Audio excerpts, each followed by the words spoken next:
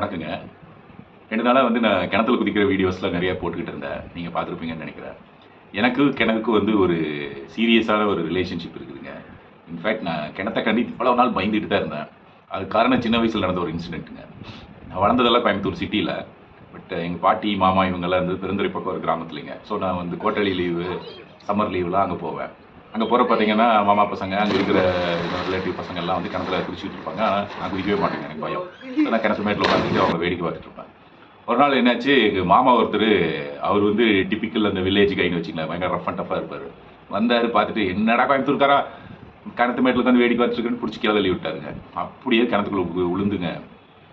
அப்படியே அது இதுக்கு வந்து தண்ணிலாம் வந்து பயங்கர ஆழம்லாம் ஒன்றும் கிடையாது. ஒரு மேபி ஒரு 10-15 அடி தான் தண்ணி இருந்திருக்கும். பட் நான் அந்த விழுந்தது அந்த இதில் பயத்தில் வந்து தண்ணி பயங்கரமாக குடிச்சிட்டோங்க. அப்புறம் எல்லாம் தூக்கி ரெஸ்கியூ ஆயிடுச்சுன்னு வச்சுக்கோங்க. அதுலேருந்து இன்னும் அந்த பயம் வந்து அதிகமாகிடுச்சு. ஸோ நான் கிணத்து பக்கமே அப்புறம் போவே கிடையாதுங்க. தென் பெருசாகி ஹையர் ஸ்டடீஸு ஒர்க்கு இதுக்காக வந்து அமெரிக்கா போயிட்டோங்க. அங்கே ஒரு 10-15 வருஷம் இருக்கிறப்போ அங்கே வந்து நாங்கள் தங்கியிருந்த அப்பார்ட்மெண்ட்டில் வந்து ஒரு ஸ்விம்மிங் பூல் ஒன்று இருந்ததுங்க. அதோட மேக்ஸிமம் ஹைட்டே பார்த்தீங்கன்னா டெப்த்தே பார்த்தீங்கன்னா 6 ஃபீட். நான் வந்து 6 and 2. அதனால் ஓகே, எப்படி நம்ம ட்ரவுன் ஆக மாட்டோம் அப்படின்ட்டு அங்கே தைரியமாக பழகுங்க. நண்பர்கள் என் ரூம்மேட்ஸ் வந்து they taught me how to swim. அப்புறம் அப்படியே அங்கே ஸ்விம்மிங் கொஞ்சம் கொஞ்சம் பழகி அப்புறம் ஒரு 10 அடி 15 அடி பூல் அங்கெல்லாம் போய் வந்து பழகினோன்னா அந்த பயம் போயிடுச்சு. அப்புறம் தென் நான் வந்து ஒரு சின்ன போட் மாதிரி வச்சுருந்தேனுங்க. கயாக் அப்படிம்பாங்க, நம்மளே பேடல் பண்ணி போகிறது. ஸோ அதெல்லாம் எடுத்துகிட்டு கடல்லாம் போவோங்க.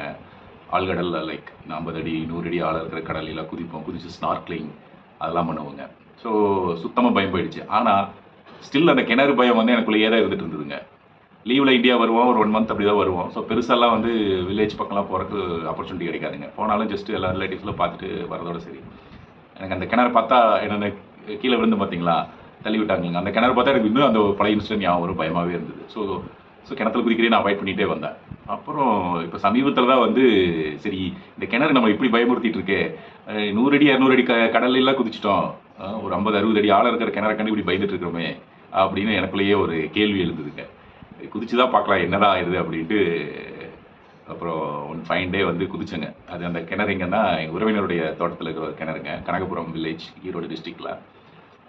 ஸோ குதிக்கிறப்போ அந்த பிளஞ்ச் ஆகும் இல்லைங்களா, தண்ணிக்குள்ளே போகிறப்போ அப்படியே கண்ணை மூடி கம்முன்னு இருந்துட்டுங்க. லைக் எந்த பேனிக் ஆகக்கூடாது, எதுவும் ஆகக்கூடாது அப்படின்னு. ஸ்டில் அந்த பழைய இன்சிடென்ட் வந்து ஞாபகம் வந்தது. இந்த தண்ணிக்குள்ளே விழுகிறது, சின்ன பையனில் விழுந்தது, அது இதெல்லாம் ஞாபகம் வந்தது. நீங்கள் அதெல்லாம் கிட்டத்தட்ட 30 வருஷத்துக்கு முன்னாடி நடந்தது. 30-40 வருஷம்னே சொல்லலாம். அப்புறம் அப்படியே மேலே வந்தேன்னா வந்துட்டோம் அப்படின்ட்டு அப்புறம் ஸ்விம் பண்ணி கரைக்கு வந்தேங்க. அப்புறம் தொடர்ந்து ஜங்குன்னு குதிச்சுக்கிட்டே இருந்தேன், சின்ன பையன் மாதிரி. அண்ட் இப்போ வந்து கிணறு நம்ம ஃப்ரெண்ட் ஆயிடுச்சுங்க.